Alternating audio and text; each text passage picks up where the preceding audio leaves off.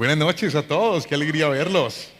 Hablábamos hace ya unos días que estuvimos en esta primera parte que es muy importante a la hora del noviazgo enamorarnos de una persona que tenga un proyecto de vida claro.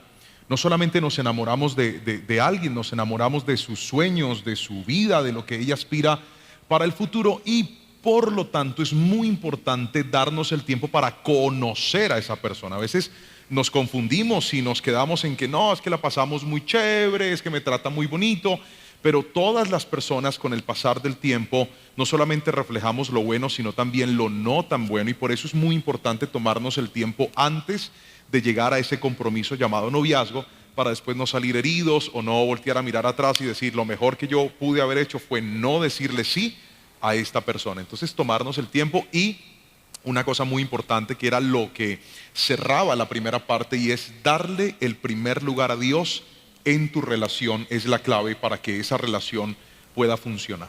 Antes de enamorarnos de Dios. Ese es el primer lugar. Entonces, ese fue como el resumen de lo que hablamos. Exacto, súper. Y una cantidad de historias que contamos. Sí, se las perdieron, pero bueno, ahí las pueden encontrar en YouTube. Y entonces, llegamos a esa etapa maravillosa del matrimonio. Ustedes no se imaginan, cuando yo estaba preparando qué les iba a preguntar, yo dije, por Dios, o sea, es que yo no sé ni siquiera el pastor cómo le pidió, o sea, no sé nada, estaba muy emocionada, pero se me vino algo a la cabeza. Hubo algo que dijo Lore en lo del noviazgo, que era buscar a alguien con carácter, y bueno, pensábamos mucho en las cualidades de esa persona que estoy buscando, que encuentro, que me novio. Pero yo tengo una pregunta para ustedes y es, a la hora del matrimonio, ya no qué estoy buscando en esa persona, qué tengo que tener yo que me hace decir, sí, me puedo casar. Entonces yo quiero en tres cosas básicas, yo sé que hay muchas, pero tres que sean fundamentales, que las debo chulear para yo decir, puedo dar este paso. Arranco. Hay algo muy importante para llegar a ese paso y es tener una estabilidad. ¿Una qué? Estabilidad. Repítalo más fuerte, ¿una qué? Estabilidad. La estabilidad es muy importante porque la estabilidad es la plataforma sobre la cual se construye el matrimonio. Entonces, algunas personas en la etapa de noviazgo atraviesan muchísimos cuadros de inestabilidad. Me explico. Entonces en esa etapa pelean por todo, discuten por todo, son celosos, son tóxicos, que estamos, que no estamos. Hay mucha inestabilidad. Eso es un mal síntoma para pensar en un matrimonio, muchachos. ¿Por qué razón? Porque si de novios pelean, les tengo una noticia terrible. De casados se pelea más, griten amén. ¿Dónde están los casados que están aquí? Desde que yo me casé fue que perdí el pelo.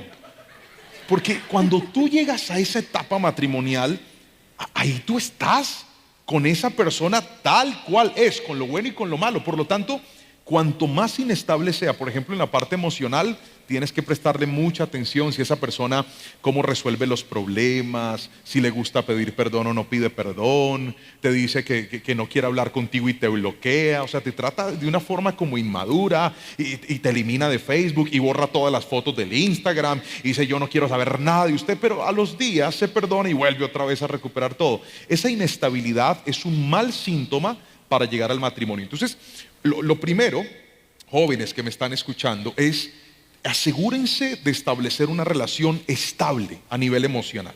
Pero no solamente a nivel emocional, tengo otra E para ustedes y es el área económica.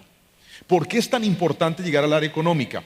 Míreme a los ojos y escuche esto. Se vale empezar de cero, se vale empezar desde abajo, se vale empezar con lo básico, se vale empezar sin lujos, se vale, no está mal. Ahora, lo ideal sería que tengamos una relación tan bien estructurada, tan bien programada, donde nosotros digamos, bueno, ¿usted qué tiene? No, pues yo tengo esto y yo tengo aquello. Ok, vamos a empezar entonces con eso, con lo mínimo. No, pastor, nos casamos, ella tiene 3 sábanas, yo tengo 2 cobijas, ahí hicimos una cama y ahí en el frío del piso nos damos calor uno al otro. No tiene por qué empezar de esa forma. O sea, organícese, juntos planifiquen y digan, bueno, vamos a comprar nuestra cama, comprar la nevera, comprar la lavadora, o sea, lo mínimo, lo básico para poder arrancar. De hecho, eso fue lo que nosotros hicimos. Cuando ya yo dije, yo quiero pasar con ella el resto de mi vida, nos empezamos a organizar y empezamos de lo que yo trabajaba, empecé a ahorrar y a comprar poco a poco las cosas que más adelante íbamos a necesitar. Entonces compré la cama, compré la lavadora, compré la nevera, ¿qué más compré? Un televisor, ¿qué más? El microondas. El microondas, todas esas vainas las empezamos a comprar y yo las iba guardando para cuando llegara ese momento. La estabilidad económica no solamente implica tener cosas, también implica tener una fuente de ingresos importante. Si usted está muy enamorado, muy enamorada, pero esa persona no le gusta hacer nada, usted va a tener problemas el día que llegue al matrimonio. ¿Por qué razón? Porque usted no vive solamente de amor y de palabras bonitas. Yo puedo cantar espectacular, pero yo no pago el recibo de los servicios cantándole a los de Cali. Entonces si los llamo y digo, escuchen, sumérgeme. No, sumérgeme, me van a cortar el agua si no les pago. Entonces es muy importante generar o tener una fuente de ingresos estable. Esa fuente de ingresos, ¿por qué es importante? Porque de ahí vamos a tener para construir lo que necesitamos. Entonces yo dije, cuando llegué a ese punto, mi esposa, por ejemplo, estaba estudiando en la universidad, mi suegro le estaba pagando la carrera en la universidad y nosotros hicimos un acuerdo, dijimos, cuando tú termines tu carrera y ya estés con un empleo, porque en ese momento yo era el que trabajaba, pues ya vamos a tener 2 ingresos y eso nos va a dar una estabilidad para poder salir adelante. También fue un acto de inteligencia, porque si yo me caso con ella cuando ella está todavía en la universidad, como su esposo me tocaba pagar el semestre a mí y no tenía para eso, entonces yo esperé a que mi suegro terminara la tarea, interesado no, inteligente, que es diferente. Y cuando terminamos y ella ya estaba ubicada laboralmente, esperó a que yo consiguiera trabajo para ahí sí casarse conmigo, o sea, me explotó. ¿No? No, planifiqué las No, cosas, pues. las pensé bien pensadas. Hasta ahora vengo a pensar. Me utilizaron. Aquí salen muchas verdades a la luz en estos espacios. No, yo no te utilicé, yo fui inteligente. Porque le voy a decir algo, el día que usted se casa, las deudas de ella se vuelven tus deudas. Mis deudas se vuelven las deudas de ella. Y por eso es importante, dentro de esa estabilidad, conocer bien cómo está esa persona. O sea, tú qué tienes, a quién le debes, cómo está tu vida, qué cosas hay. Porque no hay nada más terrible que casarte con una persona que tú crees conocer y darte cuenta después que tiene una cantidad de guardados y una cantidad de cosas que no ha resuelto. Entonces, no solamente sus proyectos se vuelven mis proyectos, sus problemas se vuelven mis problemas, sus retos se vuelven mis retos. Entonces es importante conocerlos bien para poder dar ese paso y tomar esa decisión. Entonces, estabilidad emocional, estabilidad económica para poder tener una fuente de recursos. Y aquí viene la tercera, estabilidad espiritual. ¿Estabilidad qué? Más fuerte, ¿estabilidad qué? Espiritual. La Biblia dice que cordón de 3 dobleces difícilmente se rompe. Y a veces nosotros creemos que para construir una buena relación simplemente necesitamos estar bien los dos. Pues no, muchachos. Una buena relación demanda no solamente que ella esté bien, que yo esté bien, sino que también Dios esté en el medio. Eso es clave. Cuando yo dije eso, dije, esta es una mujer estable emocionalmente, tenemos con qué empezar a trabajar, no teníamos lujos, ahorita les vamos a contar un pedacito de esa historia porque está increíble, pero teníamos una estabilidad espiritual y yo dije, es una mujer de Dios, es una mujer sabia y prudente y tenemos una fuente de recursos, de trabajo con la que podemos sostenernos y empezar poco a poco a construir lo que el Señor nos ha llamado a hacer. Amén, amén, amén. Aparte, pienso que es muy importante y las casadas me van a entender un poquito y es el ser generoso, el egoísmo. Uy, es que cuando uno se levanta y uno es soltero y uno me levanto a la hora que quiera, no desayuno porque me da hambre como a las 12 del día, ya cuando el almuerzo, me baño si quiero me baño, si no quiero no me baño y el egoísmo es difícil. Por eso el ser generoso, generoso con tu tiempo, generoso con tus palabras, generoso con tus actos, eso es una clave. El hogar se trata de eso, de no tener egoísmo, de que por más cansada que esté, me tengo no por obligación porque soy la esposa, sino que lo amo, que me voy a levantar a atenderlo. Que lo amo, que me voy a levantar a hacer algo para el servicio de mi esposo, de mi cónyuge. Entonces, 1, la generosidad.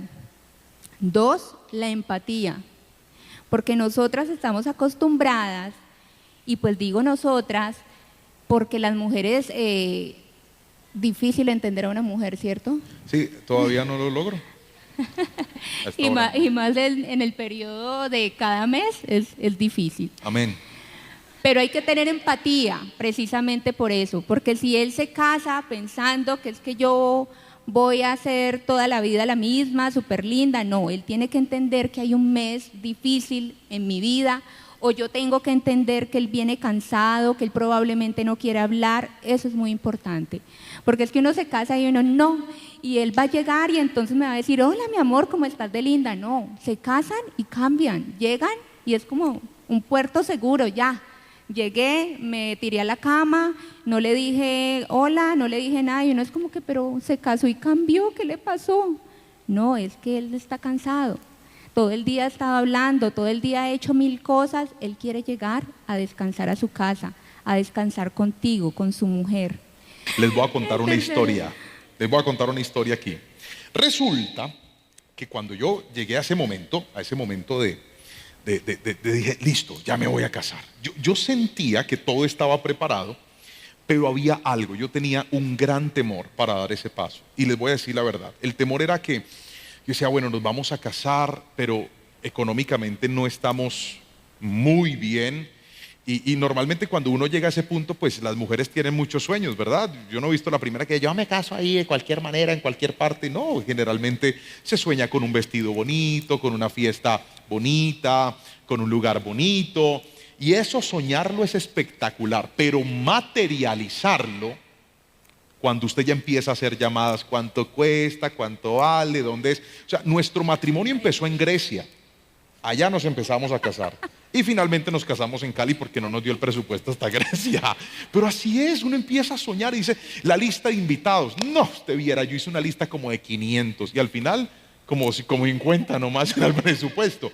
Porque así es, cuando ya te enfrentas a la realidad te das cuenta de que es un poco complejo. Ahora, nosotros, yo tenía mucho miedo, pero aquí viene una clave. Cuando tú no tienes recursos, pero tienes a Dios y amas a Dios y obedeces a Dios y sigues a Dios y le crees a Dios, escúchame lo que te voy a decir, Dios se transforma en el patrocinador de tus sueños. No, yo voy a repetir eso. Cuando tú no tienes recursos, pero tienes a Dios y le das el primer lugar y confías en Él y te portas bien, Dios se transforma en el patrocinador de tus sueños. Levánteme la mano derecha y dígame amén si me está entendiendo. Yo dije, me voy a casar. Le pedí matrimonio a ella y me dijo, casi que no me pide matrimonio. Estaba desesperado. Me dijo que sí. Listo. Hablé con mis suegros, porque eso hay que hacerlo. Hay que dar la cara. Mire, usted no puede dar pasos importantes con gente que no tiene compromiso. No puedes dar pasos importantes con gente que no tiene compromiso. Porque cuando tú das un paso importante con una persona que no tiene compromiso, en los momentos difíciles te deja solo o te deja sola. Entonces el compromiso se evidencia en cosas como esas. Yo fui a hablar con ellos, les pedí la mano, mi suegro me dijo, le doy el pie, la otra pierna, llévesela toda. Mi suegra me dijo que también, ellos estuvieron de acuerdo, mis papás estuvieron de acuerdo y empezó el reto. ¿Cómo vamos a hacer? ¿Dónde lo vamos a comprar? ¿De dónde va a salir? Pero por eso le dije hace un ratito que Dios patrocina los sueños de aquellos que deciden ser fieles. Yo hablé con unos hermanos de la iglesia, les dije, hermano, me voy a casar. ¿En serio? Sí, yo no. En ese tiempo, ¿yo ya era el pastor de jóvenes o no? Yo no me acuerdo. No, todavía no era el pastor de jóvenes. No, hermanito, no, tranquilo. Y empieza a llegar la bendición. Pero fue impresionante. Viene una persona y me dice, ¿y usted qué le va a dar a los invitados? Porque nos casamos en el otro templo que teníamos antes, que le cabían como 400 personas. Era más pequeño que este auditorio. Y entonces yo dije, no, pues yo quiero que toda la iglesia venga. ¿Y qué le va a dar? Y yo no sé, ¿vamos a darles torta o qué? Le dije, torta, yo se la regalo.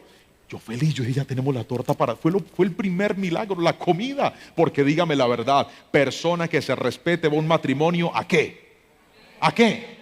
Si ve, uno no va aquí a tomarse fotos, que uno va a comer. Ya tenía la torta de todo el mundo, ya. Y la bebida también me la regalaron para todos los hermanos. Después dijimos, vení mi amor, y los vestidos, ¿qué? Llegó la bendición del vestido de mi esposa. Vestido bellísimo, le llegó su vestido. Después dije, ¿yo con qué me voy a casar? Yo con un traje que tengo por allá de esos viejos. Me voy al centro, me compro una corbata donde la India. Estoy dando publicidad aquí gratis. Una señora que vendía corbatas a 10,000 pesos. Como más o menos $2. ¿Quién le va a revisar uno la corbata en un matrimonio? ¿Eso es fino o no es fino? No, papá, y ante todo el caché, usted puede poner una corbata de herpo y se le ve linda, dígame a ver. Yo dije, me pongo mi corbata, mi traje, si algo lo alquilo por allá en un lugar, porque no tenía presupuesto para más. Pero en esas, viene un hermano de la iglesia, él ya vive fuera del país, y me dice, te quiero dar un regalo. Te voy a regalar tu traje de matrimonio. Y yo estaba feliz cuando me dijo, ya llegué de Estados Unidos, puedes venir a mi casa. Yo estaba parqueando afuera. Llegué, fui, entré. Me dice, ven, entramos a la habitación de él y va sacando 4 bolsas de trajes de unas marcas muy finas y las puso ahí y me dijo, escoja, hermanito. Yo voy abriendo esos trajes. No, qué belleza. Cuando me los puse, en ese momento toda la fealdad desapareció. Quedé sexy, lindo. Yo me veía espectacular. Yo nunca me había puesto algo tan fino. Yo me miraba así, me dice, pero hay un problema. Yo dije, este man me va a pedir que se lo devuelva cuando me case. Y me dijo, no, hay un problema, y es que tienes que escoger 2 porque te voy a regalar 2. Así que me casé con uno en la boda civil y espectacular. Me veía increíble. Y el otro me lo puse en el matrimonio. Alejito, no sé si... Yo creo que le mandé una foto a Alejo. A ver, mira el traje. Bueno, están mirando a mi esposa, pero mira el traje. ¿Cómo la ve? ¿Cómo ve el traje? Mira ese traje tan espectacular. Cuando mi esposa me vio, me dijo, te lo quiero quitar. Yo le dije, espérate. Increíble, ahí está. Y mi esposa, bellísima. La iglesia, ¿están viendo la iglesia? ¿Sabe quién decoró la iglesia? Míreme. Yo mismo, con un amigo. Bueno, el burro por delante. Un amigo y yo la decoramos. Y una tía de mi esposa nos ayudó con las flores y todo eso. Ese día la iglesia se llenó. Pusimos unas lámparas lindas. ¿Y ve la lámpara allá arriba como al lado de mi cabeza? Por favor, le pido, no se concentre en mi pelo. Como usted puede ver, ha sido duro. Gracias, Alejito, puedes quitar la foto y ya la gente me está recochando por el pelo. Fue muy lindo, fue muy lindo. El Señor nos dio la provisión de todo. Nos regalaron las argollas. Apareció mi suegro y nos bendijo con las argollas. Nos regalaron la recepción de los invitados. Nos regalaron un matrimonio regalado. Eso fue una bendición enorme. Y en el matrimonio hicimos lluvia de sobres. Entonces, lluvia de sobres, los que no conocen de qué se trata eso, es que todos los invitados te llevan en un sobrecito un regalo en dinero. Y tú pues lo recibes y lo cuentas y ajá. Entonces nos dieron lluvia de sobres en la boda. Y entonces yo le estaba orando mucho al Señor por el día de mi matrimonio, porque yo quería ese día consumar el matrimonio. ¿Alguien me entiende? Yo dije, Señor, por fin llegó el día. Y ese día recuerdo que mi oración fue esta: te pido, Espíritu Santo, te pido, Padre, y te pido, Hijo, que Cristo no venga hoy por su iglesia. Imagínense, uno ahí en plena luna de miel, ya llegando cuando el rapto de la iglesia, rapapapá. Ay, Señor, no puede ser, Padre Celestial, uno ahí llegando ahí a las bodas del Cordero. Señor, ¿y qué pasó? No me diste un ratito siquiera. Entonces, gracias a Dios, el Señor no llegó esa noche, todavía no ha llegado. Y entonces llegamos nosotros. Mire la diferencia cuando usted hace las cosas bien. Cuando usted hace las cosas bien, no tiene que esconderse. Otra vez, cuando haces las cosas bien, no tienes que esconderte. Nosotros estábamos en la recepción, Nati, y nos tomamos fotos con todo el mundo, ¿verdad, mi amor? Eso, al final la cara ya le temblaba una así de tanto reírse con todo. No sabía, estaba riendo, estaba haciendo mala cara. Y ya listo, la recepción, nos fuimos a la recepción, llegamos, mi esposa se cambió, se puso otro vestido, sí, ¿verdad? Tuve 3 vestidos. Uno me lo regalaron, el de la civil. Una diseñadora que en ese momento había en la iglesia y me dijo, tengo un sueño de hacerte un vestido, y me lo hizo a mi medida, el que yo quería. Bueno, el segundo también me lo regalaron. También. Y el tercero, ese fue el único que escogí. Ese fue el único que compramos. También me lo regalaron. Sí. Y ese día me cambié 3 veces. 3 veces, pero 4 con el... Bueno, y entonces nos fuimos a la recepción, ¿verdad, muchachos? Estamos en la recepción Y esta mujer para hablar, o yo, si ustedes creen que yo hablo, están equivocados. Ella es la que habla.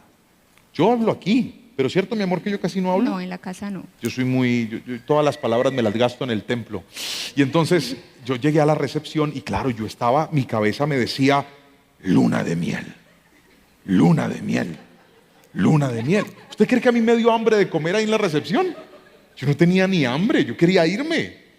Y esta mujer empieza, es que qué pena con los invitados, es que yo quiero compartir con ellos, ay, tan especiales. Se fue hablando mesa por mesa con todo el mundo. Hay que ser cordiales. No, ¿cuáles cordiales? No, si es que pues, yo tenía que atender a todo el mundo. No, yo quería irme y empezó a hablar que cómo estás, que qué te pareció. Y claro, hay de mesas a mesas, unas mesas muy respetuosas. Literalmente Casi me sacó. Fue mi primera orden matrimonial. Te espero en el carro. Cuando yo vi que eso ya estaba como, ajá, y es que se va a la otra mesa y empieza, ya la gente no estaba hablando y ella era la que colocaba conversa, ¿sí ve? El enemigo. Que tenía susto. Estaba asustada, pero yo no. Y entonces yo le dije, Lorena, nos vamos ya. Ella me miró y me dijo, ¿quién es bueno, usted para mandarme? Y entonces yo me fui, agarré la maleta y mi esposa salió también. Y a que no sabe quién nos llevó hasta el carro. Mi suegro. Fue mi suegro con nosotros. Él mismo subió la maleta, el carro se hizo en la ventana y lanzó las siguientes palabras. Dijo, me la cuida. Y yo le dije, tranquilo, cuente con eso, suegro. Y nos fuimos. Llegamos nosotros al hotel porque también nos regalaron la recepción de bodas, la noche de bodas. Llegamos al hotel, era una suite grande y linda, ¿verdad, mi amor? Yo dije, wow. Yo me sentí con un parque de diversiones. Yo dije, señora, aquí va a hacer de todo. Era una cama gigante, chéverísimo. Y en ese momento, cuando llegó la hora impresionante, a esta mujer le entró un espíritu de avaricia. Yo quería ver cuánto habían los sobrecitos, porque... ¿Puede ver? ¿Puede creerlo? Yo ya dije, amorcito, la estaba yo abrazando cuando me dice, contemos los sobres. Yo dije, usted es mucha ávara. Yo la solté, yo le dije, ¿qué es avaricia, Lorena? Contemos los sobres, uno no sabe. Vean, nos sentamos yo ahí a contar sobres, en calzoncillos, contando sobres. Contamos los sobres. Y para gloria y honra del Señor, con lo que nos dieron, nos alcanzó para comprarnos nuestro primer carro. Porque cuando usted le es fiel a Dios, amén, Dios patrocina sus sueños. Dígame amén si lo cree. Amén. Entonces después, ese vestido tenía una cosa que estaba amarrado desde aquí hasta por acá. Casi que no suelto de cordón. Yo era y dale. Pero al final ya no les podemos contar el resto, muchachos. Lo que les puedo decir es que cuando usted obedece a Dios, todo es mejor, más bonito y más chévere. Esa es la gran bendición, obedecer al Señor. Bueno, y la última es disciplina. Dos indisciplinados no pueden. Disciplina es muy importante, el ahorro. La disciplina te lleva a conseguir esas metas. Y si tú te casas con un indisciplinado o una indisciplinada, pues los dos no van a llegar a ningún lado. Si la disciplina es la que te da el orden, la que te forma esos hábitos, la que te forma el carácter, pues ella es la que te ayuda a alcanzar esas metas. Entonces, para mí, si mi esposo habló de todo lo que era las tres cosas importantes, que era la estabilidad espiritual, económica, para mí es muy importante como mujer, porque es que yo digo que ellos son la cabeza de la casa, pero nosotras somos el cuello de ese cuerpo. Y la cabeza no puede mantenerse en pie sin un cuello. Entonces, es muy importante la empatía, la generosidad y la disciplina en un hogar. Amén, muchísimas gracias. Nos tienen aquí así, con esa historia, asombrados. Yo creo que más de uno hoy dice, sí, me voy a casar, y otros dicen, oh por Dios, ¿en qué me estoy metiendo? Pero precisamente en todo ese proceso de llegar a un matrimonio, ustedes se casan, luna de miel, espectacular, aterrizan a la realidad, ya, volvimos, estamos casados. ¿Cómo es el proceso de acople de una pareja que yo me lo preguntaba? Una doctora me imagino súper disciplinada, súper metódica en todo. Y un artista, músico, comunicador, o sea, ¿cómo es ese acople de esas personas? No solamente en el matrimonio, sino después cuando llegan los hijos, cuando se tienen que poner de acuerdo en tantas cosas, ¿cómo se lleva a cabo ese acople sin morir en el intento? Es difícil. El acople es lo más difícil en una relación cuando ya están viviendo juntos. Y esa es la prueba de fuego en todos los hogares. Como lo dijiste, sí, por mi estudio tenía que ser disciplinada, tenía que ser muy concentrada, y a mí me encanta ponerme metas y alcanzarlas y seguir una estructura. Y yo soy de las que me levanto y organizo mi cama, porque el hecho de organizar mi cama me da como que listo, todo el ambiente está limpio, y un ambiente limpio y organizado me hace sentir bien. Y llego y me caso con una persona que literal se levantaba de la cama y no la atendía, que porque ¿para qué? Porque por la noche también se iba a volver a acostar, entonces ¿para qué le iba a atender si se iba a destender? Y yo decía, pero ¿cómo que se va a destender? Pues lógico que se va a destender, pero uno no puede vivir así. Y Juan Pablo no es cochino ni nada, pero pues venía en una mentalidad así lo habían criado probablemente, no sé. No me exigían, entonces yo la dejaba así, destendida. Decía, más tarde la voy a volver a destender, pues dejémosla destendida. Y ya, obviamente si estaba sucia, pues se lavaba, pero esto limpio, además porque yo soy obsesivo con el baño, ¿no? Yo me tengo que bañar como 3 o 4 o 5 veces al día, entonces yo decía, pues sucio no estoy. La disciplina, entonces, casarme con alguien así y decirle con amor que eso no es correcto. Es que con amor, usted era como me hablaba. Un día, espera, les cuento, un día me fui yo a bañar, vivíamos los dos, ¿no? No, le tengo que contar, estamos abriendo el corazón. Estábamos viviendo juntos, ¿no? Y entonces, pues cuando uno se baña, ¿con qué se baña uno? No, pero es que para que bañar afuera del baño. ¿Con qué se baña uno? ¿Con qué se baña uno? Con agua. Claro, yo me bañaba, no sé qué, yo salía y entraba y dice, ¿quién dejó este baño mojado? Y lo peor es que lo dice como ¿me entiendes? Como con sarcasmo, nomás estábamos los dos. Dice, ¿quién? Y yo afuera secando mis, que oigan, está como loca, ¿cómo que quién? Pues yo. Ya clara, o sea, dígame, séquelo. Pero no, empezaba a pelear. ¿Quién dejó esto así como un marranero? O sea, además me hice marrano. No. Entonces, ese acople es complejo porque en ese acople, miren, el acople no se logra hasta que usted no se quite lo que no deja que usted quepa en ese lugar. ¿Ha tratado de hacer que calcen 2 piezas de madera que no calzan? Usted tiene que cortarlas, limarlas, lijarlas y quitarles cosas para que empalmen una a la otra. Y el problema es que hay gente que quiere hacer acople sin quitarse lo malo. Si usted quiere acoplarse, se tiene que quitar lo malo. El problema es que hay gente que no se acopla porque lo malo que tiene cree que es bueno y el otro se lo tiene que aguantar. No, querido, el acople llega cuando usted reconoce que eso está mal. Yo tuve que entender un día que dejar la cama extendida no era bueno, era una costumbre mala. No era orden, era desorden. Lo que pasa es que, claro, a veces se lo dicen a uno de mala forma, a veces son muy fuertes, muy bruscos para hablar y pues uno no le entra de la misma forma. Pero cuando ya logras asimilar, hey, esto no está bien, el acople se genera. Y en mi caso era con ese tipo de cosas. En el caso de mi esposa, recuerdo que yo me enojaba y yo no le decía nada.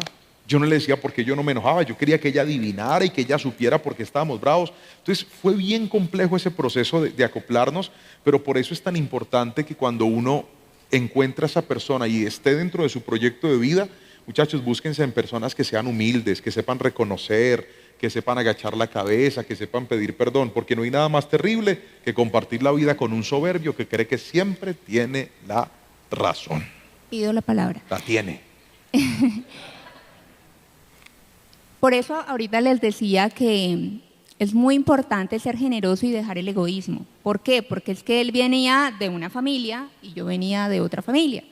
Entonces las costumbres, el carácter de todos nosotros viene de esa familia.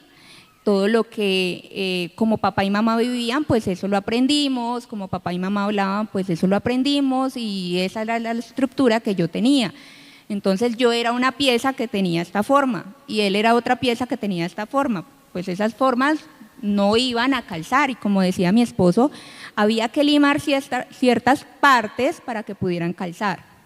Y es ahí muy importante y que yo quiero que todos se lleven esta noche también, que hay, ya lo había enseñado en algún momento y esa fue una enseñanza que me quedó muy metida en el corazón, que hay dos tipos de mentalidades, la mentalidad fija y la mentalidad de crecimiento. Y la mentalidad fija es la que yo soy así, así me quedo y así me tiene que comprender todo el mundo porque es que así soy, así me criaron a mí. Y la mentalidad de crecimiento es aquella que dice, listo, yo soy así, pero hay nuevas formas de hacer. Es esa mentalidad que se capacita, que aprende y que es enseñable, un espíritu enseñable. Entonces, ustedes deben de tener un espíritu enseñable o un espíritu humilde para que otra persona pueda venir a enseñarle.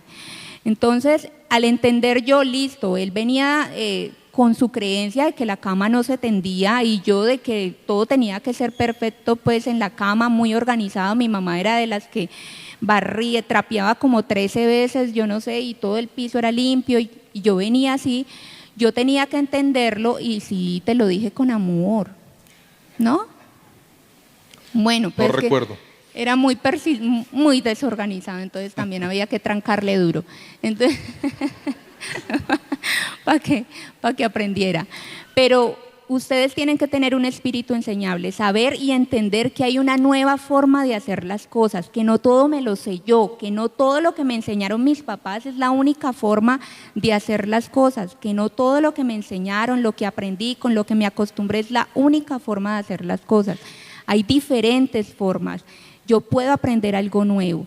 Entonces tengan un espíritu humilde, tengan un espíritu enseñable, tengan un espíritu donde ustedes puedan decir, bueno, yo puedo aprender.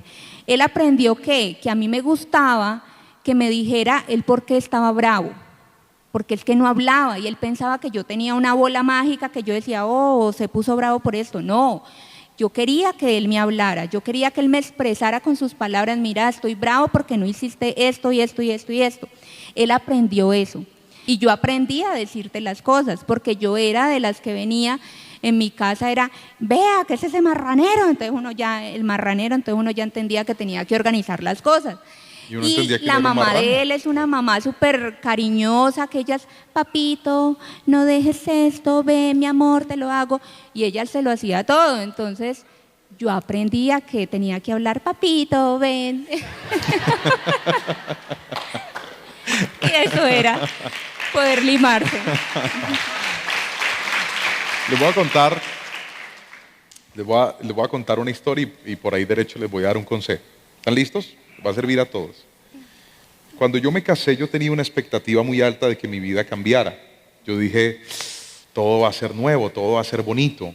Nadie se casa con la expectativa de que le vaya mal. Todos queremos que nos vaya bien, y más los jóvenes.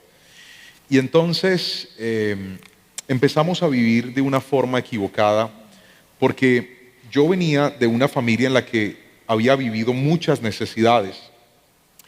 Por esa misma época lanzo un disco de música y me entra un delirio de artista impresionante. O sea, yo dije, ya ahorita yo voy a ser cantante, mija, tú no te casaste con Juan Pablo, te casaste con el nuevo Alex Campos, mija, así que agárrate, vamos a vivir de la música, voy a viajar por todo el mundo, mis canciones van a ser conocidas. Si alguien alguna vez lanzó un disco o soñó con una producción o llegó a ese nivel, seguramente me entenderá un poquito. A mí me entró ese delirio. Entonces yo empecé literalmente, muchachos, a vivir como no podía vivir, a gastar lo que no podía gastar. En ese momento los bancos me abren puertas, entonces me dan tarjetas de crédito, yo muy puntual pagando mis cuentas de tarjeta de crédito. Entonces cuando tú eres puntual con tus pagos, ¿saben qué hace el banco? El banco dice, esta es una persona seria, vamos a prestarle más. Y me empezaron a abrir muchos más cupos financieros. Me ofrecieron créditos, tarjetas de crédito, y yo empecé a vivir literalmente como no podía vivir. Comprábamos ropa cada 8 días, comíamos en muy buenos restaurantes. Ella nunca me exigió absolutamente nada a mí. Era yo el que quería que ella no sintiera la diferencia de ya no estar con su papá, ahora estaba con su esposo, y yo dije, yo no quiero que ella sufra. Así que yo quiero que ella siga teniendo esa estabilidad. Y entonces caí en el desorden financiero y empecé a gastar y a gastar y a gastar. Y llegó un punto, muchachos, en donde literalmente me quedé sin con qué pagar. Me había comprado una camioneta casi que del año, estábamos viviendo en una casa muy chévere. Mi suegro, de hecho, tenía una casa aquí en Cali muy lujosa. Ellos estaban radicados prácticamente en Medellín. Él me dice, no, mi hijo, si quiere viva ahí en la casa. Y ahí cometí otro error. ¿Recuerdan que les dije que había comprado nevera, lavadora, todas estas cosas para empezar? Pues yo me agarré, regalé unas cosas y otras las vendí. Porque como estaba en la casa de mi suegro, yo no necesitaba eso. Entonces yo dije, no, pues ¿para qué? Aquí tengo todo. Y repito, le regalé unas cosas, otras las vendí. La plata se me volvió plata de bolsillo, porque entonces, como estábamos en esa gastadera, hasta que, muchachos, llegué a un punto donde literalmente me tocó empezar a vender todo lo que tenía para poder tratar de pagar lo que debía. Y entonces llegué a un punto que era el punto en el que siempre debía haber empezado, y es, uno empieza de abajo hacia arriba. Uno no vive como no puede, uno vive como puede. Y esa construcción es mucho más sana. Literalmente nos tocó, ¿cierto? De cero. De cero. Dijimos, vamos a comer en este restaurante, vamos a vender este carro, comprémonos un carro chiquitico y arranquemos otra vez y vamos poco a poco, porque caímos en ese desorden y aprendimos, y Dios nos dio esa lección. Todo lo que nosotros hemos tratado de construir a la carrera, dando esos brincos altísimos, Atajándonos los siempre caminos. nos va mal, siempre nos ha ido mal. Pero todo en lo que hemos dicho, vamos poco a poco, vamos paso a paso. Con esto nos alcanza, listo, empecemos con esto. Vamos a ahorrar, vamos a comprarlo poco a poco, hasta que tengamos con qué. Cuando lo hacemos de esa forma, hemos visto la bendición de Dios. Así que, muchachos, un consejo en este punto: no se aceleren, no traten de mostrar lo que no tienen, no trate de aparentar. Usted no tiene que quedar bien con nadie.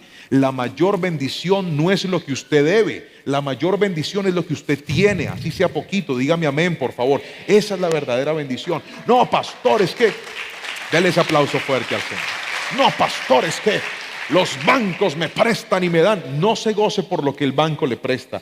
Gócese por lo que usted tiene, por lo que usted ha conseguido, por lo que usted no le debía a nadie. Esa es la verdadera bendición. Nosotros lo tuvimos que aprender con el dolor, porque fue muy difícil pasar por esa crisis, pero no importa en qué momento o en qué circunstancia usted se encuentre, si cometió ese error, Dios lo puede ayudar. Yo tuve que ser sincero con mi esposa, tuve que contarle, dije, mira amor, estamos en este desorden, estamos en esta dificultad.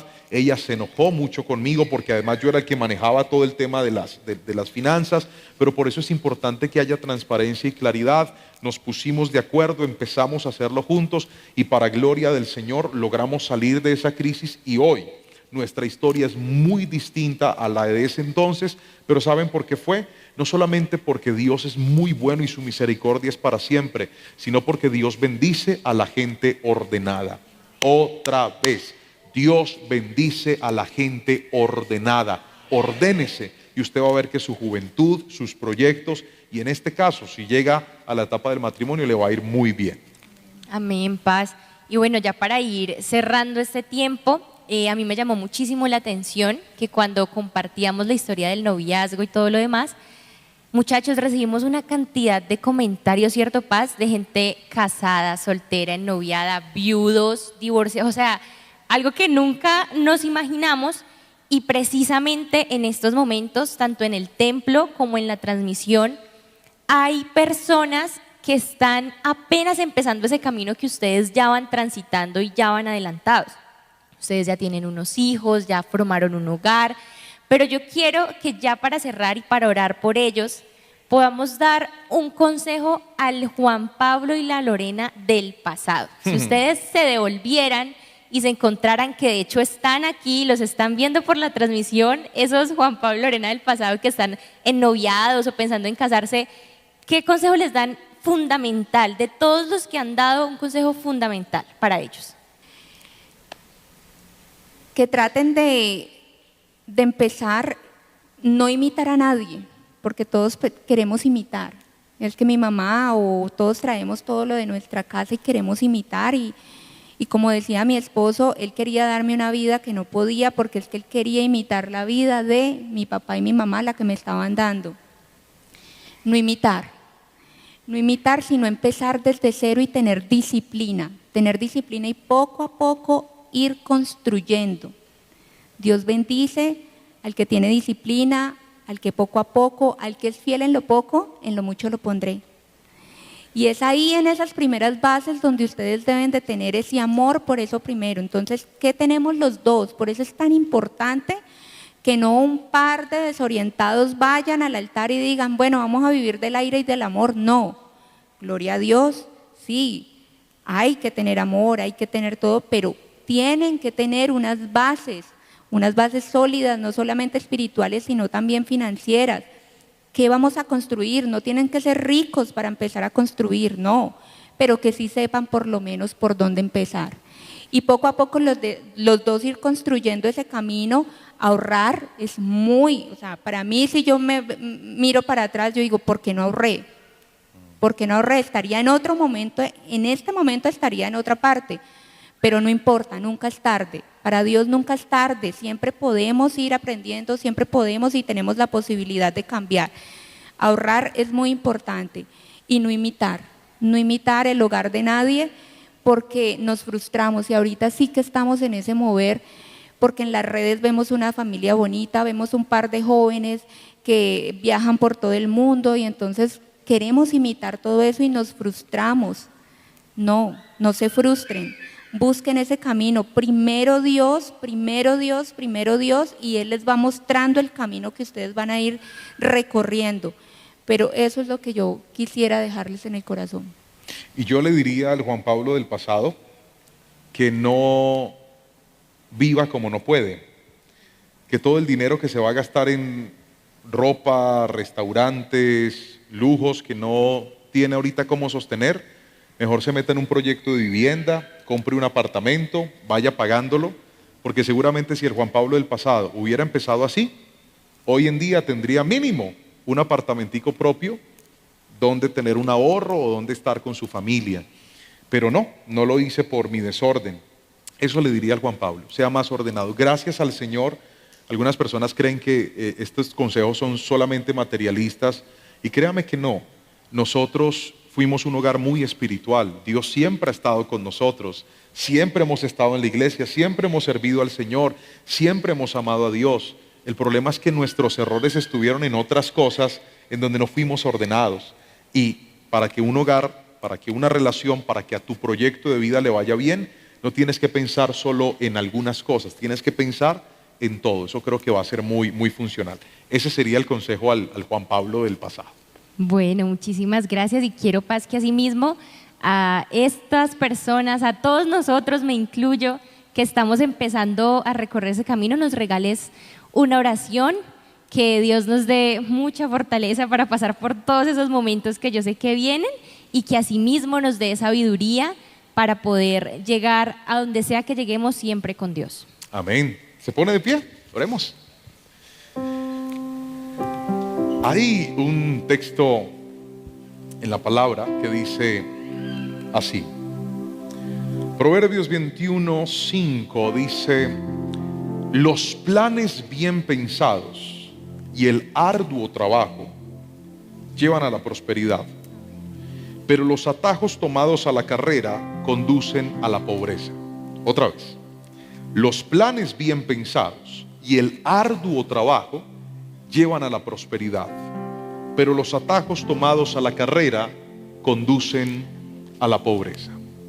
Muchachos, jóvenes que me están escuchando, adolescentes, personas que están a punto o en medio de su construcción de proyecto de vida, si hay algo que te va a ayudar muchísimo es que seas ordenado, que te ordenes, que te programes, que pienses bien las cosas, que no te muevas a la ligera, no dejes que el afán te haga tomar decisiones locas, porque uno da pasos con emoción, pero se mantiene con orden, y es muy importante desarrollar esto en nuestra vida.